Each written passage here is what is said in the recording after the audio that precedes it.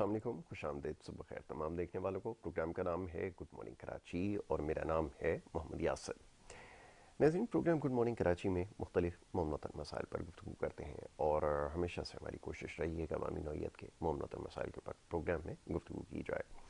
आज का मौजू बहुत ही ख़ास है और इससे पहले भी इस नौइयत के प्रोग्राम्स हम कर चुके हैं, जिसमें पाकिस्तान में रहने वाले लोग जो बैरून मुल्क जाना चाहते हैं उनको क्या कुछ करने की ज़रूरत है, कैसे कानूनी रास्ता इख्तियार किया जाए मुल्क से बाहर जाने के लिए, और उसके साथ साथ जिस भी मुल्क में आप जाने के ख्वाहिशमंद हैं उसका तरीक़ाकार क्या है ये समझ लेना ज़रूरी है।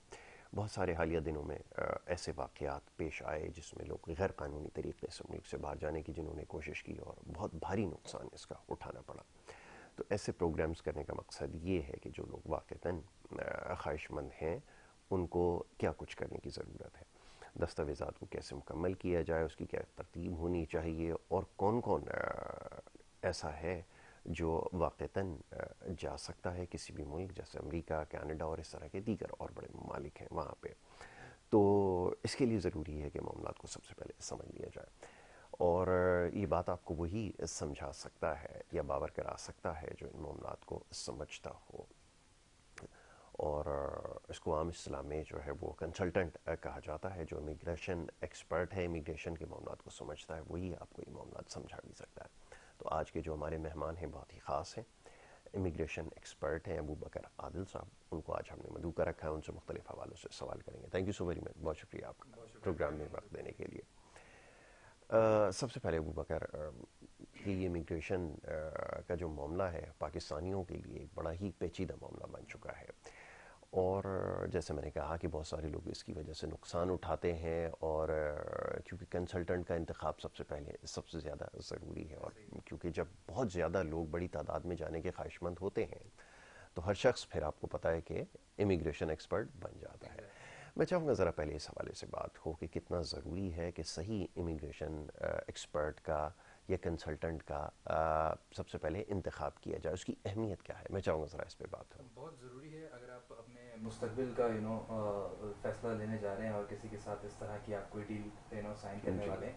तो हमारे यहाँ अमूमी तौर पे होता है कि ज़ाहिर है ज़्यादातर जो प्रोफेशनल्स होते हैं जो पेशावर अफराद होते हैं वही इसको परसू करते हैं और बिल्कुल। अप्लाई करना चाहते हैं बड़ी कंट्रीज़ में। तो यहाँ पर जो इमिग्रेशन कवानीन है थोड़े से पेचीदा होते हैं, और ज़ाहिर है आपके पास कभी कभार वक्त की भी कमी है, वेबसाइट्स को डिसिफर करना थोड़ा सा मुश्किल बिल्कुल हो ठीक जाता है। है। तो इसीलिए लोग चाहते हैं कि एक प्रोफेशनल को ऑन बोर्ड ले लिया जाए, क्योंकि आप खुद भी एक प्रोफेशनल हैं। तो आप समझते हैं कि उसकी जो प्रोफेशनल टाइम है, एक्सपर्टीज़ है, उसकी ऑब्वियसली एक वैल्यू है। तो उससे आपको दो हेड जब मिलकर के काम करते हैं तो ज़ाहिर निखार पैदा हो जाता है एप्लीकेशन के अंदर। तो वहाँ पर बहुत ज़रूरी है कि आप ऐसे शख्स का या ऐसे इदारे का इंतखाब करें जो कि वाक़तन तजुर्बेकार हों और मजाज भी हों आपको हेल्प करने के लिए। बहुत खूब। मसला पाकिस्तान में ये है, बाकी ममालिक में हम देखते हैं जहाँ पर ये इमिग्रेशन आप लेना भी चाह रहे होते हैं, वहाँ पर रेगुलेशन होती है, लाइसेंसिंग भी करनी पड़ती है अक्सर जगहों के ऊपर। लेकिन यहाँ पर वो रेगुलेशन नहीं है, और इमिग्रेशन कंसल्टेंट कोई भी शख्स जो है वो बन चाहे सकता है। अच्छा बहुत सा खूब। खूबसूरत सा फर्नीचर लगाए और दो चार फ्लैग्स लगा ले, तो वो अपनी दुकान खोल कर बैठ सकता ऐसे ही। है। और लोग उसको जाकर के जो है वो केसेस दे भी देते हैं, क्योंकि वो रिसर्च नहीं करते। बिल्कुल ठीक है। और मसला ये, जिस तरह शुरू में कहा कि वेबसाइट्स को पढ़ना, उसमें टाइम भी लगेगा, बहुत सारी अंग्रेजी को भी डिसकवर करना पड़ेगा, तो उससे लोग थोड़ा सा भागते हैं, जबकि ऐसा नहीं होना चाहिए। जब आप इतने बड़े स्टेप को लेने जा रहे हैं और ऐसे प्रोग्राम्स में अप्लाई कर रहे हैं जहाँ पर वाकई हाईली स्किल्ड लोगों की ज़रूरत भी है, जी। और आप हैं भी माशाल्लाह, बिल्कुल आप ठीक डिग्री है। भी होल्ड करते हैं, सारी चीज़ें करते हैं, लेकिन यहाँ पर थोड़ा सा लोग केयरलेसनेस कर देते हैं। और उसमें हमारे यहाँ बहुत सारे कॉन्सेप्ट है कि जी बराबर वाले को भी नहीं बताना, क्योंकि शायद नज़र ना लग जाए। बिल्कुल ऐसा तो ही ये चीज़ नहीं होनी चाहिए। सेकंड ओपिनियन लेना बहुत ज़रूरी है। देखें कि जब आप मार्केट में जा रहे हैं तो मुख्तलिफ कंसल्टेंट्स को एक्सप्लोर करें, और सबसे ज़्यादा इंपॉर्टेंट है कि उस कंसल्टेंट की रेपुटेशन क्या है और प्रीवियस ट्रैक रिकॉर्ड क्या है। बिल्कुल सही। फॉर एग्जांपल आप कोई भी इमिग्रेशन अप्लाई करने का इरादा रखते हैं, तो नेचुरली आप ऐसे शख्स के ऑफिस में दाखिल हो गए जो कि उसने बड़ा खूबसूरत बनाया है, और वो सारी चीज़ें क्लेम भी कर रहा है कि मैं आपको भेज भी दूंगा और मेरी बहुत सारी एक्सपर्टीज़ है, लेकिन आपने फिर ये ड्यू डिलिजेंस करनी है कि वाकई इसने प्रीवियसली कुछ लोगों का काम किया भी है कि नहीं, बिल्कुल ठीक है। कितने अरसे से कंपनी कायम है, कंपनी के रजिस्ट्रेशन क्या हैं। अगर आप पाकिस्तान में भी सिर्फ देख रहे हैं तो बहुत सारे मामला होते हैं, जैसे कि हम प्राइवेट लिमिटेड कंपनी है, इतने सालों से चला रहे हैं, इतने साल हो चुके हैं, तो ये सारे ड्यू डिलिजेंस करना जो है वो ज़रूरी है। सेकेंडली अगर आप किसी ऐसी कंट्री का इमिग्रेशन अप्लाई कर रहे हैं कि जहाँ पर गवर्नमेंट आपको खुद एडवाइस करती है कि भाई ये कंसल्टेंट हमारे यहाँ से लाइसेंस याफ्ता होना भी जरूरी है, जैसे कि कनाडा में होता है खासतौर पे, तो वो भी चीज़ कभी कभार देखना जरूरी होता है कि आप RCAC है नहीं है, ऑथराइज एजेंट है नहीं है, तो ये सारी चीज़ें जो है वो देखना जरूरी है। और सबसे ज़्यादा इंपॉर्टेंट है सक्सेस स्टोरीज आपकी है। मतलब सुपीरियर कंसल्टिंग अगर क्योंकि हम तो लेगेसीज फॉलो कर रहे हैं, माय ग्रैंडफादर स्टार्टेड इन 79, फिर आदिल इस्माइल साहब को तो माशाल्लाह एक बड़ा नाम है, और भी फैमिली मेंबर्स इसी इंडस्ट्री के अंदर हैं। तो जब लोग हमारे पास आते हैं तो उनको एक पीस ऑफ माइंड ये होता है कि यार ये एक ऐसी फैमिली है जो कि दहाइयों से इसी फील्ड में है, इमिग्रेशन के अलावा उन्होंने और कोई काम नहीं किया, और सक्सेस स्टोरीज की भरमार है, फिर चाहे वो कनाडा हो, US हो, ऑस्ट्रेलिया हो। तो ट्रैक रिकॉर्ड अगर आपका प्रूवन है तो फिर आपकी बात में वजन भी आता है, और इसी की वजह से लोग पजीराई करते भी हैं। तो ये चीज़ बड़ा इंपॉर्टेंट है देखना कि सक्सेस स्टोरीज हों, ड्यू डिलिजेंस अपना पूरा करें, और जिस भी प्रोग्राम के लिए आप अप्लाई करने जा रहे हैं एटलीस्ट आपको इतना आना चाहिए कि आप गूगल पे फर्ज किया US का EB2 अप्लाई करना है, तो आप गूगल पे सिर्फ इतना से लिखिए कि US EB2 एलिजिबिलिटी क्या है, क्योंकि उस दिन भी एक साहब मेरे पास आए और उन्होंने कहा कि जी मैं जा रहा था फलाने कंसल्टेंट के पास, तो उसने मुझे कहा कि EB2 आपका मैं करवा दूंगा, और क्वालिफिकेशन जब मैंने उनसे पूछी तो उनकी इंटरमीडिएट क्वालिफिकेशन, तो जबकि क्राइटेरिया कहता है कि आपके पास कम से कम 4 साल का बैचलर्स डिग्री होना चाहिए। तो अब वो चूंकि आ गए हमारे पास तो उनको पता चल गया, जबकि उन्होंने खुद से जहमत नहीं की इसको रिसर्च करने की, तो अगर वो उसके झांसे में फंस जाते तो जाहिर अपना वक्त भी ज़ाया करते हैं, भारी रकम भी ज़ाया करते हैं। तो ये तो आलम है पाकिस्तान में, हर इंडस्ट्री के अंदर ही होता है। इमिग्रेशन थोड़ा सा ज़्यादा नोटोरियस है, इसके अंदर फ्रॉड का आलम बहुत ज़्यादा है, तो थोड़ा सा आवाम को खुद ही चाहिए कि डिलीजेंट हो, और हम चूंकि पाइनियर्स हैं, ट्रेंड सेटर्स हैं, हम कोशिश करते हैं आपके प्लेटफॉर्म्स पे आकर के लोगों को आगाही दें ताकि जितना ज़्यादा हो सकता है वो उससे बच सकें, और उन्हीं मुस्तकिल इदारों के साथ जुड़े कि जहाँ से वाकईतन उनको काम होता हुआ नजर, क्योंकि at the end of the day visa का जो रिजल्ट है वो तो एम्बेसीज के हाथ में ही है। बिल्कुल ठीक है। लेकिन अगर बुनियाद ही कमजोर है, आप एलिजिबल ही नहीं थे, मयार पे पूरा ही नहीं होता थे, तो नेचुरली फिर तो आपका वक्त ज़ाया ही होना ये बड़ा ज़रूरी है। और ये जो आखिरी वाली बात है ये बड़ी इंपॉर्टेंट है कि लोग ख्याल ये करते हैं कि शायद जो कंसल्टेंट है उसके पास ये अथॉरिटी है कि उसने आपको वीज़ा देना है, ऐसा कतई नहीं है। हाँ, सही तरह से आपको गाइड ज़रूर करेगा, अगर वो लीगल है, उसके पास लेजिटिमेट पॉलिसी है, ये वो सारी चीज़ें हैं, तो फिर आपको सही तरह से गाइड कर सकता है। अब थोड़ा सा और आगे चलते हैं। अब ज़रा कन्फ्यूजन ये पाई जाती है, पाकिस्तानियों को समझना थोड़ा सा मुश्किल होता है कि जैसे ही वहाँ पे कोई शिफ्ट आता है, कोई पॉलिसी शिफ्ट आता है या कोई गवर्नमेंट चेंज होती है, तो ये समझते हैं कि पाकिस्तानियों के लिए अब रास्ता मज़ीद तंग होता जा रहा है। इस बात में कितनी सच्चाई है, और क्या अभी जो रीसेंट चेंज आया है लाइक कनाडा के अंदर भी या US के अंदर, उससे कोई फ़र्क पड़ने वाला है? इसके बारे में चाहूँगा थोड़ा सा डिस्कस करें। हाँ, यकीनन फ़र्क पड़ता है, और दुनिया भर में जितनी भी कंट्रीज़ जो इमिग्रेशन के लिए अप्लाई करते हैं, तमाम ही कंट्रीज़ पर फ़र्क पड़ता है, क्योंकि हमेशा सेंट्रल इंटेक सिस्टम के तहत काम किया जा रहा होता है। लेकिन मामला ये है कि पाकिस्तान का जो पासपोर्ट इंडेक्सिंग का मामला है और जो साख्त है पासपोर्ट की, ऑब्वियसली तो हम ये देख रहे हैं कि आजकल दुबई का वीज़ा भी बड़ा मुश्किल है, एग्जैक्टली तो इसीलिए लोगों के अंदर ये तासुर भी है, और ऐसा वाकईतन कुछ हद तक है भी कि हमारे लिए थोड़े से मामला वैसे ही पड़े, पेचीदा होते हैं, मुश्किल होते हैं, तो इसीलिए राइट गाइडेंस ऑब्वियसली उसी के लिए ज़रूरी है। लेकिन अगर हम बात करें इन कंट्रीज़ की, जैसे कि कनाडा के अंदर कुछ न्यू चेंजेस आई हैं, न्यू डेवलपमेंट्स हैं, थोड़ा सा वो चाहते हैं कि ऑक्यूपेशन वाइज फोकस हो जाएं, थोड़ा सा कोटास को उन्होंने रिड्यूस किया है, क्वालिटी ओवर क्वांटिटी के ऊपर जो है ना काम करने की वो कोशिश कर रहे हैं। सिमिलरली US में ज़ाहिर है अब गवर्नमेंट चेंज हुई है, तो लोगों का एक तासुर है कि शायद ट्रम्प जो है वो आकर के बिल्कुल इमिग्रेशन को होस्टाइल पॉलिसी एग्जैक्टली, तो वहाँ पर कुछ हद तक मामला थे, जैसे कि कुछ प्रोग्राम्स हैं, H1B वगैरह हो गया, थोड़ा सा फर्क पड़ेगा, लेकिन स्टिल उनकी भी गवर्नमेंट ज़्यादातर फोकस कर रही है इलीगल इमिग्रेशन के ऊपर, यानी कि अभी तक भी मेरे ख्याल से एक हफ्ते के अंदर कुछ 350 लोग वो ऑलरेडी डिपोर्ट कर चुके हैं बॉर्डर से, जो कि इलीगल तरीके से मुल्क में एंटर होने की कोशिश कर रहे थे। तो उनका फोकस बहुत ज़्यादा है, लीगल माइग्रेशन प्रोग्राम्स बहरहाल चलते रहेंगे, क्योंकि ये कंट्रीज एक तरह से मेड अप ऑफ इमिग्रेंट्स ही हैं, और इमिग्रेशन जो है वो इकोनॉमिक आपका जो चलता है सारा मामला उसका की ड्राइवर है। तो डेवलपमेंट्स हैं, चीज़ें हैं, लेकिन ऐसा कदर नहीं है कि पाकिस्तान को बिल्कुल कहीं से निगलेक्ट कर दिया गया। अगर आप एलिजिबिलिटी क्राइटेरिया मीट करते हैं, मयार पे पूरा उतरते हैं, मेरिट को आप मीट करते हैं, तो नेचुरली आप स्टिल अप्लाई कर सकते हैं। आपको सिर्फ और सिर्फ कोशिश ये करनी है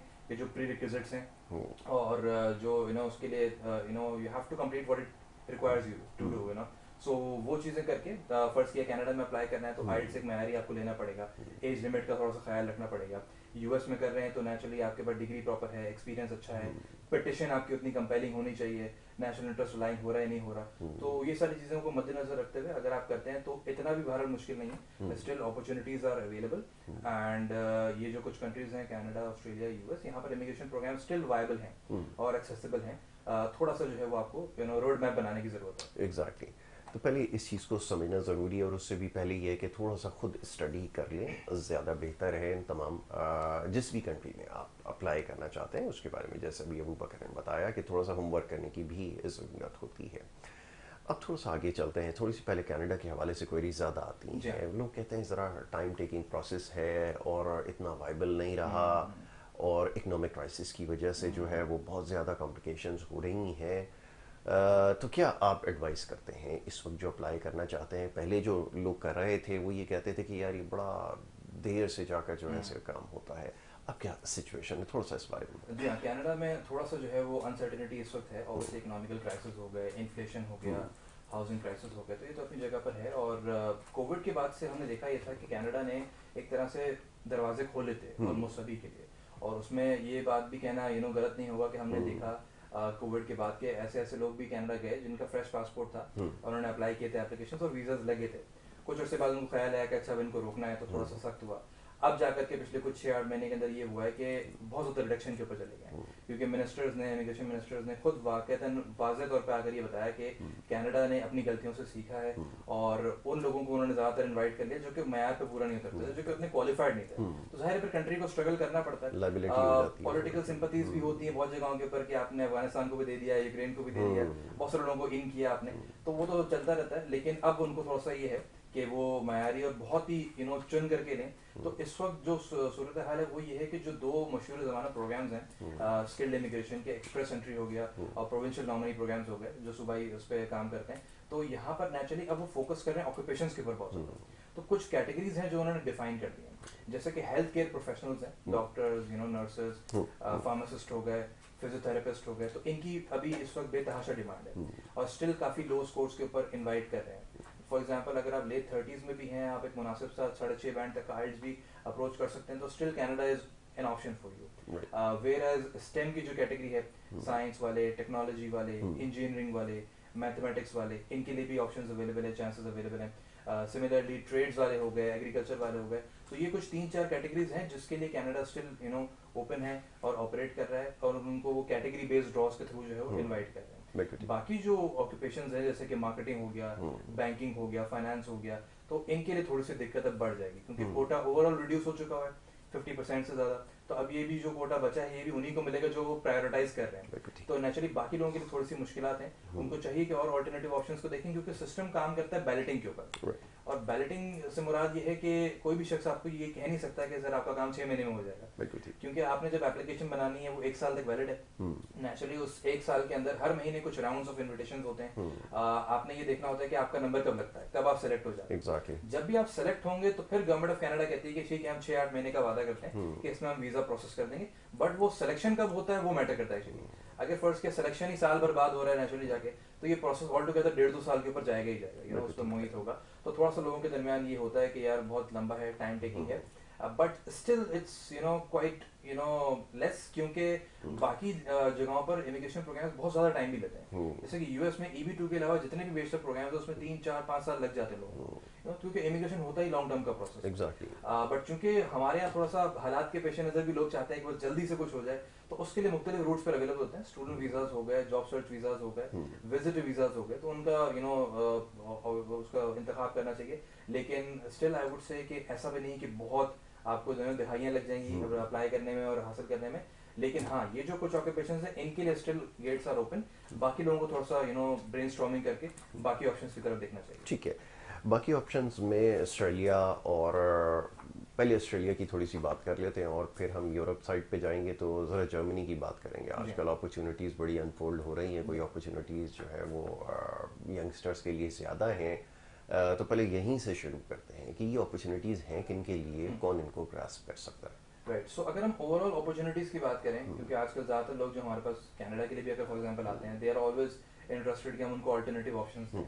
तो अगर तो आपने अड़ोस पड़ोस में ही रहना है तो फिर US is a very good option. और एक आजकल बहुत ही प्रोग्राम पॉपुलर हो रहा है जो कि प्रोफेशनल्स को टारगेट करता है, जिसमें अगर आपके पास बैचलर्स डिग्री है 4 साल वाली, और 5 साल का एक्सपीरियंस अपनी फील्ड में, या अगर आपके पास एक्सपीरियंस कम है, आपके पास मास्टर्स डिग्री है, तो नेचुरली जो EB2 NIW का प्रोग्राम है वो बहुत पॉपुलर होता है। इसमें डायरेक्टली वो आपको ग्रीन कार्ड ऑफर कर रहे हैं, आइल्स की भी ज़रूरत नहीं है, कोई एज लिमिट भी खास नहीं है, और कोई प्रूफ ऑफ फंड्स की भी ज़रूरत नहीं है। तो नेचुरली ये प्रोग्राम आपको परमानेंट रेजिडेंसी दे सकता है आपकी और आपकी फैमिली के लिए। हाँ, प्रोसेसिंग टाइम इसका थोड़ा सा लंबा है, मिडल ईस्ट से थोड़ा कम रहता है, पाकिस्तान से एटलीस्ट 2 साल जो है वो आपको लग जाता है। राइट। सो वो जो है बहुत शुक्रिया, तो वो एक अच्छा ऑप्शन है क्योंकि आपको पड़ोस में मिल जाएगा। US obviously is a land of opportunities, और वहाँ पर आपका लाइफस्टाइल बहुत अच्छा मेंटेन कर सकते हैं। फिर ग्रीन कार्ड की अपनी एक वैल्यू है, यूएस के पासपोर्ट की अपनी एक वैल्यू है, तो ये एक बहुत स्ट्रेट अवे बहुत अच्छा ऑप्शन है और आप उसको कर सकते हैं।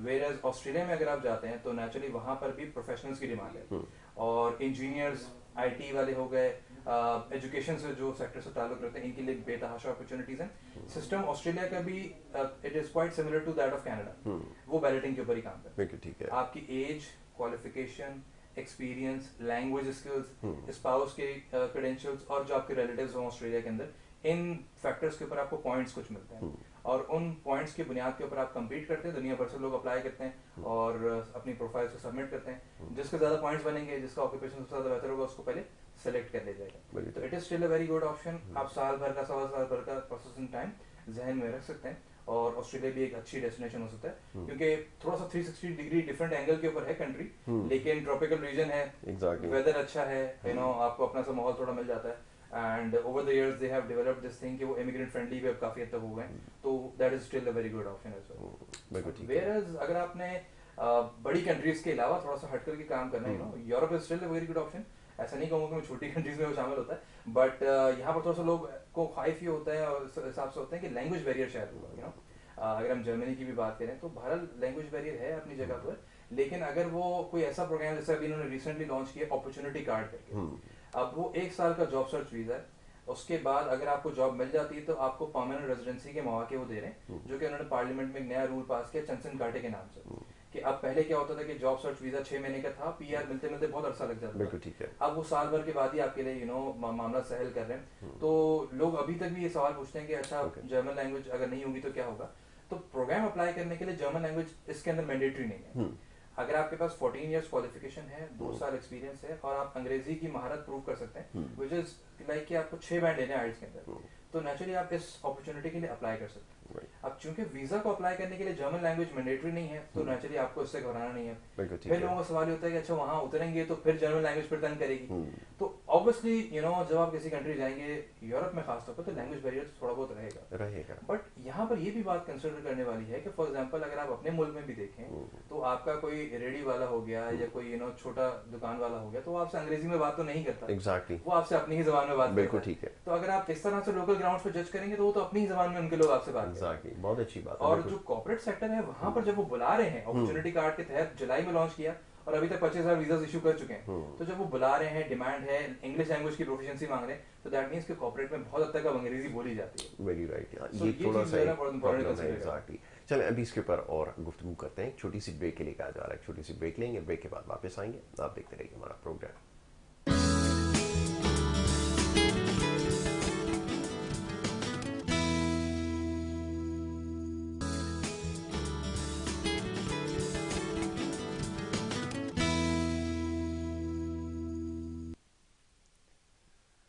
वेलकम बैक जी। एक दफ़ा फिर आपको खुशामदीद कहेंगे। और ब्रेक पे जाने से पहले गुफ्तगू जारी थी अबू बकर आदिल से, बात हो रही थी इमिग्रेशन के हवाले से, और मुख्तलिफ ममालिक के मुख्तलिफ कानून हैं, लेकिन उससे पहले उसको समझना ज़रूरी है जब भी किसी भी मुल्क में अप्लाई करें। तो ये मामला थे जो ज़ेर बहस आए हैं। अबू बकर, अब थोड़ा सा मिडिल ईस्ट के हवाले से मेरा ख्याल ये है कि ये मिडिल ईस्ट जाना पाकिस्तानियों के लिए कभी भी किसी दौर में कोई इतना बड़ा मसला नहीं रहा। हम इस वक्त सिचुएशन बड़ी क्रिटिकल हो चुकी है, उसकी बहुत सारी वजूहात हैं। मैं चाहूँगा ज़रा उसके बारे में बात हो ताकि लोगों को पता चल सके कि एक्चुअली हो क्या रहा है। जी हाँ, बिल्कुल ऐसे ही है। सबसे ज़्यादा जो हॉट डेस्टिनेशन है, आप मिडल ईस्ट का जब भी ख्याल लाते हैं जहन में, तो लोगों के जहन में आता है UAE, दुबई आपको जाना है, और पाकिस्तानी लेबर हजरात हो गए या प्रोफेशनल्स भी हो गए।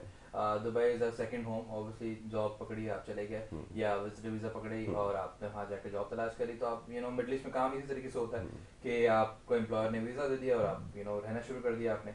जब तक आप रखते जब तक एम्प्लॉयर के साथ मामला आपके अच्छे हैं, या अगर आप बिजनेस भी कर रहे हैं तो आप अच्छा लाइफ स्टाइल मेंटेन करते हैं, क्योंकि टैक्स फ्री इनकम होती है, तो इसीलिए बहुत हम देखते हैं कि ये जो कुछ बड़ी कंट्रीज हैं यहाँ से भी लोग अक्सर रिवर्स माइग्रेशन भी करते हैं इन कंट्रीज के अंदर, मिडल ईस्ट में, गल्फ कंट्रीज में।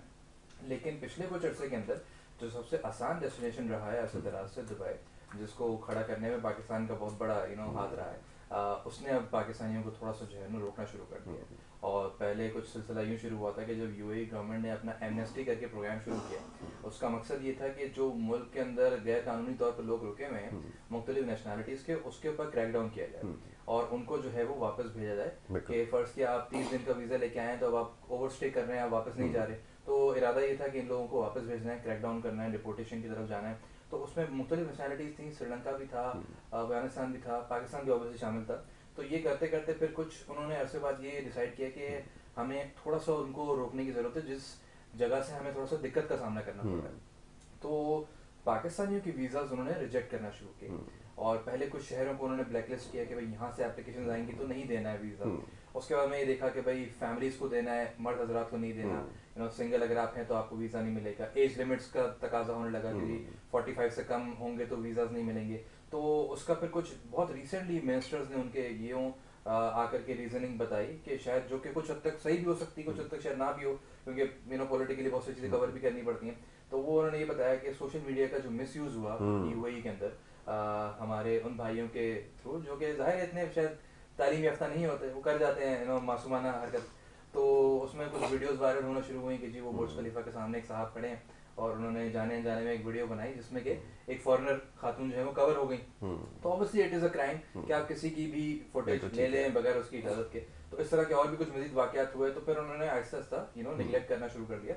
और अब जो हम देख रहे हैं कि रीजनिंग्स बहुत सारी आती हैं जब हम इंटरनल लोगों से मुलाकातें करते हैं, चीज़ें करते हैं, तो वो ये कि जी आपका जो फ्रॉडुलेंट एक्टिविटीज में इन्वॉल्व होना है थोड़ा सा अनफॉर्चुनेट है, वेरी अनफॉर्चुनेट कि करप्शन जो है वो चलती आ रही है और वहाँ पर भी बहुत सारे मामला कि जी आप दूसरे लोगों को नुकसान पहुंचाने वाला सिलसिला और तो अपनी जगह पर रहता ही है। बट ऐसी कुछ एक्टिविटीज जैसे कि मिसाल के तौर पे it's very easy in Dubai कि आप एक एलएलसी कंपनी खोलें, अपना रेजिडेंसी ले लें, तो जब तक आपके मुल्क के हालात अच्छे थे, चीज़ें थी, तो आपके ऊपर कोई सवाल नहीं, बैंक आपको अच्छे अच्छे लोन्स दिया करते थे। तो हमें सुनने में ये आया, पता चला कि जी बहुत सारे लोगों ने ऐसा किया, कंपनीज बनाई, अच्छी खासी भारी रकम उठाई, बैंक से लोन लिया एंड दे फ्ली हो गया। तो ये एक बहुत बड़ी बुरी बात है obviously.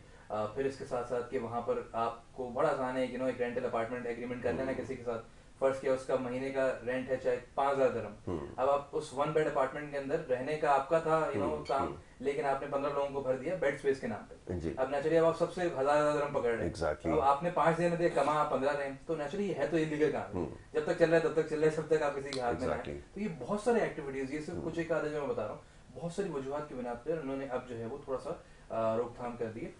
Still people are applying and travelling to UAE. लोग कहीं कैसे जा रहे हैं, अभी तक भी एमिरेट्स की फ्लाइटें तो भरी भी जा रही होती हैं, आ रही होती हैं। तो वो ये है कि अब जो स्क्रूटनी है वो बढ़ गई है।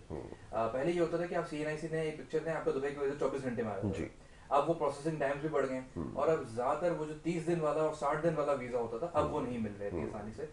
अब ज्यादा काम हो रहा है 5 साल के मल्टीपल वीजा के ऊपर, कि आप एक 3-4 हज़ार दिरहम का सिक्योरिटी डिपॉजिट भी रखिए, बैंक स्टेटमेंट्स भी लगाएं, $4,000 उसमें बैलेंस होना चाहिए, होटल की रिजर्वेशन, फ्लाइट की रिजर्वेशन, प्रोफेशनल बैकग्राउंड भी बताइए।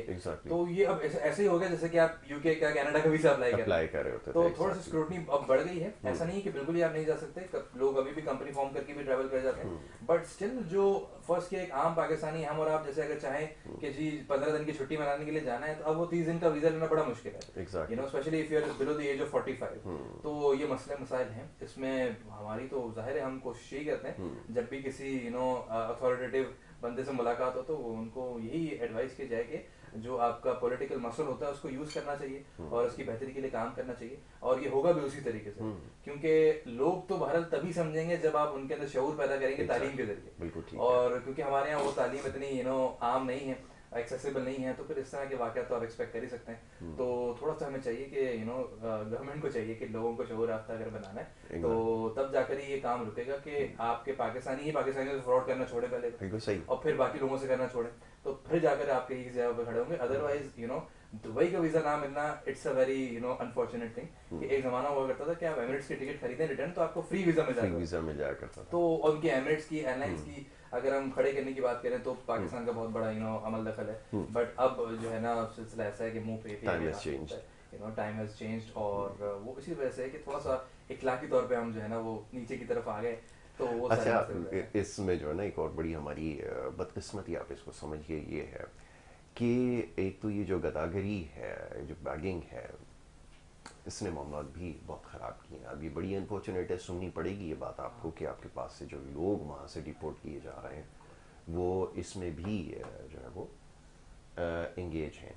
तो जनाब, अब सिलसिला ये है कि अब जो स्टूडेंट हैं उनके लिए क्या अपॉर्चुनिटीज़ हैं, ये सबसे ज़्यादा पूछा जाने वाला सवाल है। ओके, तो एक छोटी सी ब्रेक मैंने लेनी है यहाँ पर। अच्छा, कॉल पे है? अच्छा ठीक है, कॉल पर है। कॉल पे हमारे साथ कौन है मुझे नहीं पता कि कॉल लेनी है। कॉलर है कोई? ठीक है, कॉलर बताइए जी। अस्सलाम वालेकुम। वालेकुम सलाम जी, कौन और कहाँ से बात कर रहे हैं, फरमाइए। मैं फैसलाबाद से नुमान बात कर रहा हूँ। जी जी, और यासर भाई आपका प्रोग्राम बहुत अच्छा चल रहा है और ये थैंक यू। माशाल्लाह जो आपके आज गेस्ट हैं ये बहुत अच्छी स्पीच दे रहे हैं। हम्म। मेरा सिर्फ इनसे सवाल ये है हम्म। कि रिफ्यूजल क्यों हो जाती है और यूके की, और दोबारा कितनी दफा अटेम्प्ट कर सकते हैं? मिसाल के तौर पर अगर एक दफा रिजेक्ट हो गया तो उसी फीस में दोबारा अप्लाई कर सकते हैं या दोबारा नए सिरे से दोबारा फीस देनी पड़ेगी? ओके, यूके की अटेम्प्ट्स पूछ रहे हैं कितनी है जी। यूके का रिफ्यूजल हो या किसी भी कंट्री का रिफ्यूजल हो, आप दोबारा से इमीडिएट री अप्लाई कर सकते हैं। ठीक तो है। ऐसा वो नहीं होता कि आपको 3-4 महीने रुकना पड़ेगा। शर्त सिर्फ ये होती है कि जिन कंडीशंस के बुनियाद पर आप रिफ्यूज हुए, अगर आपने वो बेहतर कर ली हैं तो आप री अप्लाई कर सकते हैं। फर्स्ट की अगर आप किसी बैंक स्टेटमेंट जैसे मामले के रिफ्यूज हुए, मेंटेनेंस अच्छी नहीं थी, अनरेगुलर ट्रांजेक्शन थी, चीजें थी, तो आपको उन मामलों को थोड़ा ठहर कर ही बेहतर करके अप्लाई करना पड़ेगा। लेकिन उनका जो सवाल था कि एक ही फीस में अप्लाई हो जाएगा, तो नहीं, ऐसा नहीं होता। एक एप्लीकेशन एंटरटेन हो जाती है, डिसीजन मिल जाता है, उसके बाद आपको नई फीस के साथ दोबारा अप्लाई करना पड़ता है। बिल्कुल ठीक है। एक और बड़ी इंपॉर्टेंट चीज़ है जो सोशल मीडिया का जो इस्तेमाल है, इसके हवाले से बहुत सारे आजकल लोग शायद हमारे जो है ना अनअवेयर हैं और अभी तो यहाँ पे रहते हुए कुछ भी पोस्ट कर रहे हैं और सारी चीज़ें कर रहे हैं, लेकिन क्या इनकी भी मॉनिटरिंग हो रही है? जैसे अभी मिडल ईस्ट के अंदर तो ये डेफिनेटली एक चीज़ है, बड़ा बहुत सारे लोगों ने इसको हाईलाइट किया कि जो कुछ होता रहा और हमारे लोगों ने काम किए सोशल मीडिया के ऊपर, ये एक बहुत बड़ी वजह बना है कि वाक़तन ऐसा है। जी हाँ, बिल्कुल ऐसा ही है। अब तो मिडल ईस्ट में भी ये सिलसिला शुरू हुआ कि मॉनिटरिंग आपकी होती है और आप inside the country, for example UAE में भी हैं, तो आप कुछ ऐसा वैसा नहीं कह सकते रियासत के खिलाफ जिस जगह पर आप बैठे हुए हैं। वेयरएज अगर हम इस कॉन्टेक्स्ट में बात करें कि क्या वीजा एप्लीकेशंस के अंदर भी सोशल मीडिया आपका मॉनिटर होता है, तो कई जगहों पर होता है। जैसे कि यूके हो गया, यूएस हो गया, यहाँ पर तो खासतौर पर यूएस के अंदर जब आप वाकतन अपना DS-160 का वीजा एप्लीकेशन भी भरते हैं तो आपसे आपके सारे सोशल प्लेटफॉर्म्स के लिंक्स भी देते हैं। तो आपका फेसबुक हो गया, तो इंस्टा हो गया, तो टिकटॉक हो गया, सारे आपको हैंडल्स देने पड़ेंगे। किसी भी जगह पर आप किसी भी ऐसी एक्टिविटी में पाए गए कि जो कि आपकी अपनी कंट्री के खिलाफ हो, या आप किसी ऐसी कंट्री जहां पर अप्लाई कर रहे हैं उसके खिलाफ हो, या किसी भी ऐसे मामले के अंदर जो कि पॉलिटिकली बहुत ज्यादा डिस्टर्ब है या उस तरह से है, तो आपका वीजा बहुत हद तक इम्कान है कि रिफ्यूज हो जाएगा। क्योंकि वो बहुत हद तक चाहते हैं कि वही लोग आए जो न्यूट्रल है और जो बिल्कुल पीस के साथ काम करते हैं और ऐसा बहुत ज्यादा अग्रेसिव ओपिनियन नहीं रखते किसी भी पॉलिटिकल मामले के ऊपर। तो ये चीज बिल्कुल है कि ये मैटर करती है। और खास तौर पर अगर आप टूरिस्ट वीजाज अप्लाई करते हैं तो उनका मकसद बहरहाल ये भी होता है कि एक तो ये चीज तो मॉनिटर करनी ही है, लेकिन ये भी होता है कि अगर आप टूरिज्म के लिए अप्लाई कर रहे हैं इन कंट्रीज के अंदर, आप कह रहे हैं कि मैं 7 समुद्र पार आना चाहता हूँ, तो प्रीवियस आपका ट्रेंड देखा जाता है कि आप कहाँ कहाँ घूमते फिरते रहे। बिल्कुल सही है। अगर आप ये कह रहे हैं कि मेरा मिजाज रहा है बहुत अरसे दराज से टूरिज्म का, मैं यहाँ यहाँ घूमा हूँ, तो अब चूंकि जमाना डिफरेंट है, सोशल मीडिया का दौर है, हर बंदा किसी भी जगह पर विजिट करता है तो एक तस्वीर लेकर तो दार ही देता है। बहुत रेयर होगा कि आप नहीं करेंगे वो काम, लेकिन आप चेक इन कर लेते हैं, आप कोई स्टोरी लगा देते हैं, कोई पिक्चर लगा देते हैं, कोई वीडियो डाल देते हैं। तो वो भी मकसद होता है कि प्रीवियस ट्रेंड भी देखा जाए। अगर टूरिज्म की बात हो रही तो प्रीवियसली कहाँ कहाँ ये ट्रैवल कर चुके हैं, दैट एक्चुअली एंडोर्सेस अगर तो प्रूफ चाहिए तो पासपोर्ट की आपकी हिस्ट्री से मिल जाता है। लेकिन ये बहुत चीजें हैं जो मायने रखती हैं, क्योंकि अब जमाना ऐसा है। तो हम एडवाइस ये करते हैं कि अगर आपने यूएस का इरादा भी रखा है, अगर आप होमवर्क भी कर रहे हैं 6 महीने का, ट्रैवल हिस्ट्री बनाइए और उसकी बाकायदा सबूत आप अरेंज करें, मुख्तलिफ जगहों पर जाएं, चेक इन लगाएं, चीजें करें। ये जरूरी है, ये वक्त की जरूरत है। एग्जैक्टली ये कोई ऐसी लीगल रिक्वायरमेंट नहीं है, लेकिन ये वक्त की जरूरत है कि जब जज हो रहे हैं आप और आप, क्योंकि हम और आप ऐसी कंट्री से आते हैं कि जहाँ पर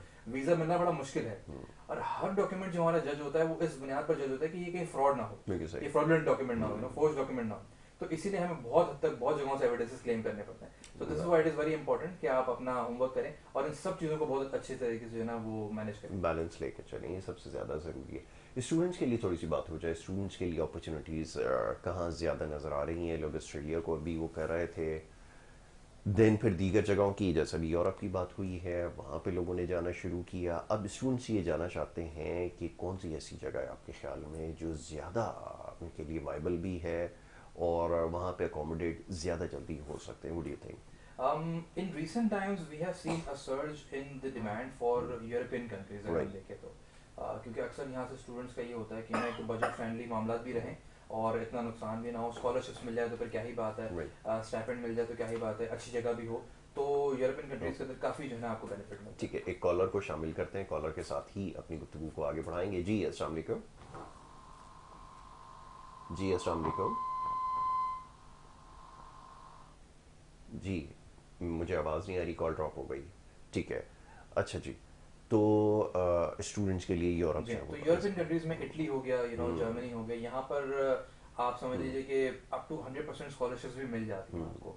और जब ज़ाहिर है पढ़ाई का खर्चा आपका एक तरह से ज़ीरो हो जाएगा तो बहुत आसान होता है रहना करना, और आपके जेब में फिर यूरोस भी आ रहे हैं, 20 आवर्स पर वीक आप काम भी कर सकते हैं। तो these countries are very good options, और यहाँ पर इकोनॉमी भी अच्छी है, अच्छा एनवायरनमेंट भी आपको मिल जाता है। जब आप रहेंगे पढ़ाई करेंगे तो वक्त के साथ आप लैंग्वेज पे भी ग्रेप कर ही लेते हैं, तो ये कुछ ऑप्शंस बहुत अच्छे हैं। बड़ी कंट्रीज अगर आप टारगेट करते हैं तो कनाडा, ऑस्ट्रेलिया, यूके, ये हमेशा से डेस्टिनेशन रहे हैं, इवन यूएस भी रहा है आपका। लेकिन यहाँ पर एक तो खर्चा ठीक ठाक आपको करना पड़ता है, कम से कम भी आप समझ लीजिए कि पाकिस्तानी 40-50 लाख रुपए सालाना खर्चा तो है ही है आपका। डिपेंड करता है बैचलर्स के लिए जा रहे हैं 4 साल की पढ़ाई के लिए या मास्टर्स के लिए जा रहे हैं। एग्जैक्टली। तो अगर उसके लिए किसी को करना है तो फिर आपका पीछे बैक स्ट्रांग होना बहुत जरूरी है, क्योंकि बहुत एक्सटेंसिव डॉक्यूमेंटेशन देखी जाती है। अगर आप अफोर्ड कर सकते हैं तो ये ऑप्शंस अच्छे हैं, बट थोड़ा सा अभी रिसेंट टाइम्स में इन कंट्रीज के अंदर अप्रूवल रिफ्यूजल का जो मामला है वो रहा है। ऑस्ट्रेलिया अब रिसेंट टाइम्स में काफी रिफ्यूजल्स दे रहा है, कनाडा के अंदर कैप्स लग गए हैं एप्लीकेशंस के ऊपर, तो ये कुछ मामला तो देखना जरूरी है। ठीक है, कॉलर को शामिल करते हैं। जी अस्सलाम वालेकुम। वालेकुम अस्सलाम, कैसे हैं सर आप? ठीक है, बिल्कुल ठीक ठाक। कॉलर कहाँ से बात कर रहे हैं? मैं लाहौर से बात कर रहा हूँ, जावेद नाम है। जी जी, ये प्रोग्राम देख रहा था आपका, ये वीजे वालों का। जी जी। एक्चुअली मैंने भी अप्लाई किया था लेकिन ये रिफ्यूज हो जाते हैं। मैं पूछना चाहता था, फैमिली जाना चाह रही थी, इसका क्या तरीका कार है? कहाँ के लिए हालांकि अप्लाई डॉक्यूमेंट किया था? सारे पूरे हैं, फिर अप्लाई भी कहाँ रिफ्यूज के हो लिए जाता है। किया था? अच्छा चलें ठीक है, मुझे ये नहीं पता चल सका कि आपने कहाँ के लिए अप्लाई किया था और रिफ्यूज़ होने की वजह क्या थी रिफ्यूजल की, और क्या उसमें लिखा था। अभी तो सारी चीज़ें देखनी पड़ेंगी, कुछ जगह फाइनेंशियल प्रॉब्लम होती है, और बहुत सारे रीजंस हो सकते हैं, तो ये पहले पता करना पड़ेगा। चलें, रिफ्यूज़ हो गया अगर, तो अक्सर जो होता है वो आपका जो फाइनेंशियल स्टेटस होता है उसको देखते हुए ज़्यादा रिफ्यूज़ल आते हैं। आपकी क्या राय है? बिल्कुल ऐसा ही है, दस्तावेजात ही हैं जो आपको आपके वीजा के अप्रूवल तक पहुंचाते हैं, तो उसको जब्त में रखना और उसकी जो रब्त एक बनती है ऑब्वियसली वो देखना बड़ा जरूरी है। तो लोग अक्सर करते हैं कि मैंने जो एक्सपीरियंस किया है कि ठीक है आपके अकाउंट में पैसे भी पड़े हुए हैं, 25 लाख रुपए हैं, 30 लाख रुपए हैं, आपने फर्ज किया यूके का वीजा अप्लाई कर दिया नेचुरली, लेकिन अब आपको रिफ्यूजल आ गया। अब आप ताज्जुब में है कि यार अप्लाई करने के लिए तो नॉर्मली 10-15 लाख रुपए में हो जाता है वीजा, रिफ्यूज मुझे क्यों किया गया? तो रिफ्यूज इसलिए किया गया कि कोई उसमें रेगुलरिटी नहीं है आपके फाइनेंशियल स्टेटमेंट्स के अंदर।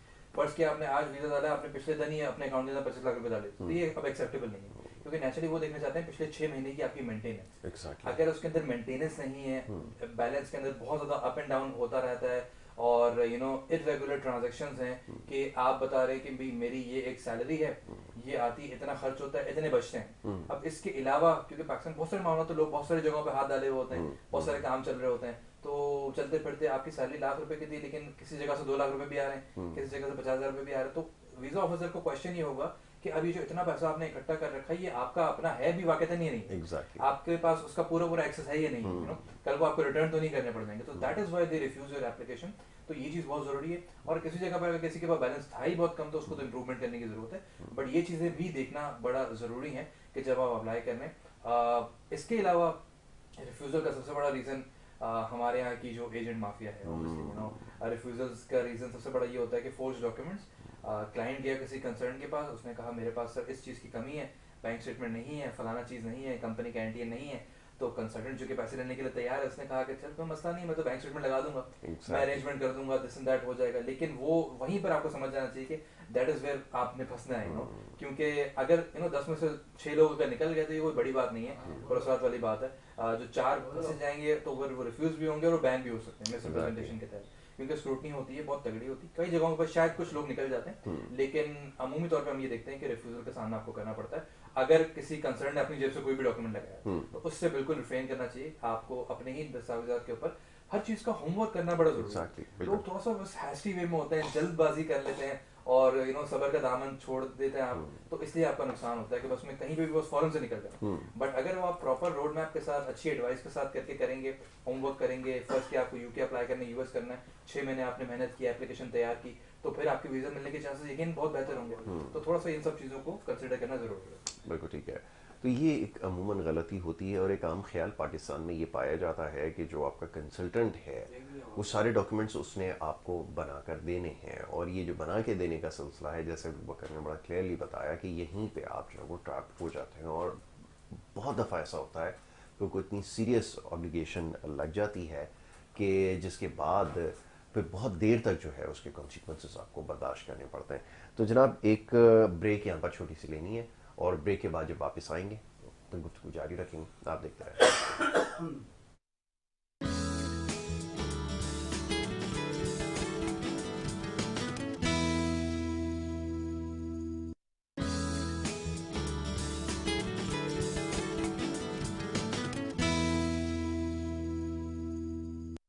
वेलकम बैक जी। एक दफ़ा फिर आपको खुश आमदीद कहेंगे। और ब्रेक पे जाने से पहले गुफ्तगू जारी थी अबू बकर आदिल से, और बात हो रही थी इमिग्रेशन के हवाले से।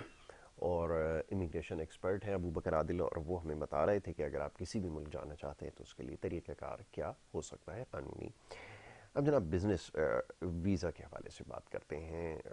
जो लोग चाहते हैं, एक्सपेंशन चाहते हैं या ट्रैवल करना चाहते हैं, जिनका फाइनेंशियल जो स्टेटस है वो स्ट्रॉन्ग होता है, बैकग्राउंड स्ट्रॉन्ग होता है, उनको भी एट टाइम्स अप्रोच करने में प्रॉब्लम होती है, या ज़्यादातर हमारी एक अनफॉर्चुनेटली है कि वो अनअवेयर है इन सारी चीज़ों से। उनको क्या करना चाहिए? लेट्स से अगर वो कनाडा के लिए अप्लाई करते हैं तो वहाँ पे क्या रिक्वायरमेंट है?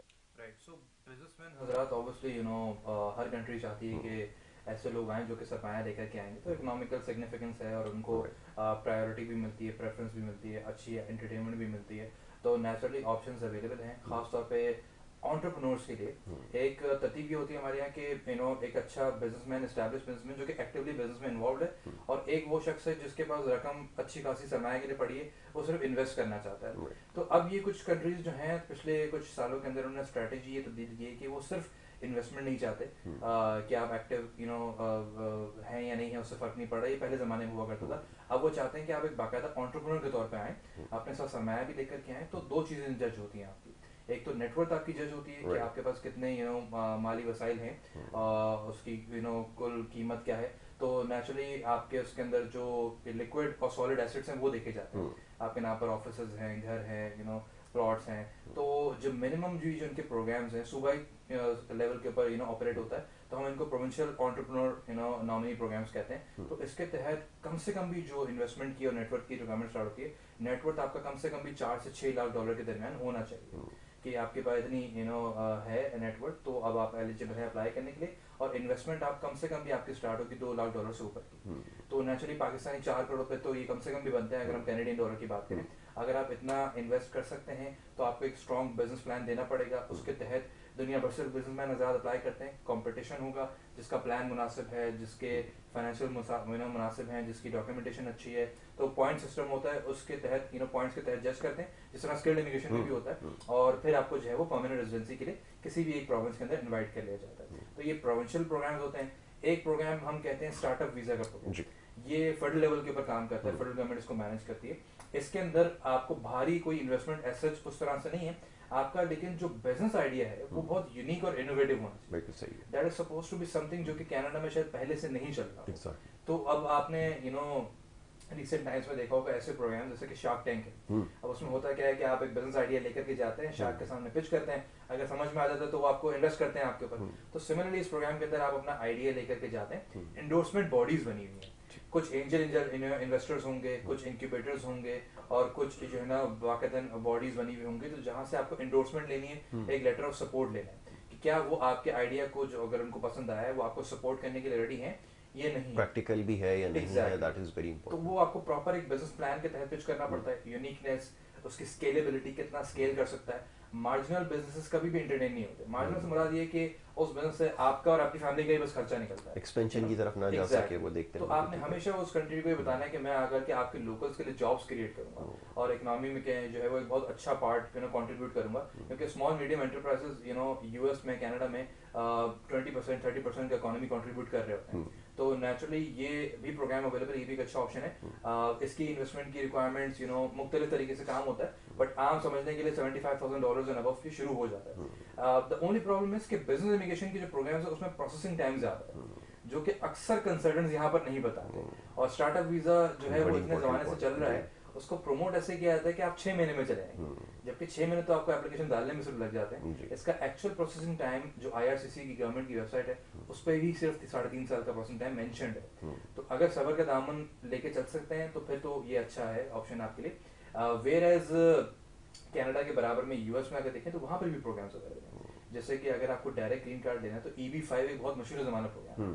कम से कम इन्वेस्टमेंट इसमें $8 लाख से शुरू होती है, बट एक भारी रकम है। ठीक ठाक इन्वेस्टमेंट आपको करनी पड़ेगी, डिपेंडिंग अपॉन एरिया फिर ये इन्वेस्टमेंट बढ़ भी जाती है आपकी। लेकिन अगर लोग चाहते हैं कि कम इन्वेस्टमेंट के अंदर कोई अच्छा ऑप्शन हो जिसमें जल्द से जल्द काम हो जाए, तो वो ऑप्शन ज्यादा यूएस में पाए जाएंगे। जैसे कि आजकल एक प्रोग्राम बहुत पॉपुलर हो रहा है यूएस का E2 वीजा।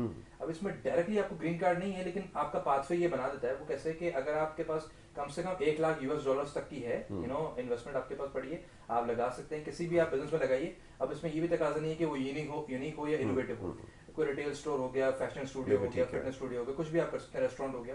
आपने $1 लाख लगाया, बिजनेस खड़ा किया, ऑफिस तैयार किए, फर्नीचर लगाया, आप काम करना शुरू कीजिए। ये वीजा आपको 2 साल के लिए मिलेगा।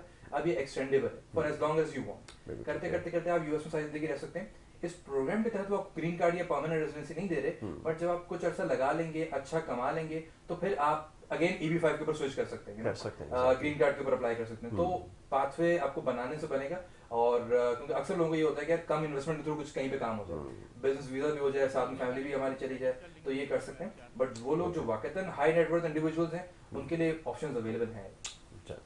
ये बहुत अच्छी बात आपने बताई और ये बड़ी इंफॉर्मेशन सबके लिए ज़रूरी है, ख़ासतौर पर उन लोगों के लिए जो अप्लाई करना चाहते हैं। बिज़नेस वीज़ा के हवाले से बहुत सारी क्वेरीज आती हैं, लेकिन ये जैसा भी बताया अबू बकर ने कि ये इतना आसान नहीं होता, टाइम टेकिंग प्रोसेस है। आसान तो यकीनन हो सकता है, बट टाइम टेकिंग प्रोसेस है, इसमें थोड़ा सा फ़र्क है। बाकी और बहुत सारे क्वेश्चंस हैं, इंशाल्लाह जब आगे मौका मिलेगा तो दोबारा अबू बकर को यहाँ पे ज़हमत देंगे और उनसे फिर इन तमाम मामलात पर गुफ्तगू की जाएगी, क्योंकि इसमें बहुत सारी चीज़ें हैं जो अभी तक हमने डिस्कस नहीं की हैं, मौका नहीं मिल सका वक्त की कमी की वजह से, और लोगों को उनके बारे में भी हमें आगाह करना ज़रूरी है। Well Abu Bakr, thank you so very much, बहुत शुक्रिया कि आपने प्रोग्राम में हमें वक्त दिया और बड़ी अच्छी गुफ्तगू रही। और यहाँ से हमारा सेगमेंट जो है वो अपने अख्ताम को पहुँचे।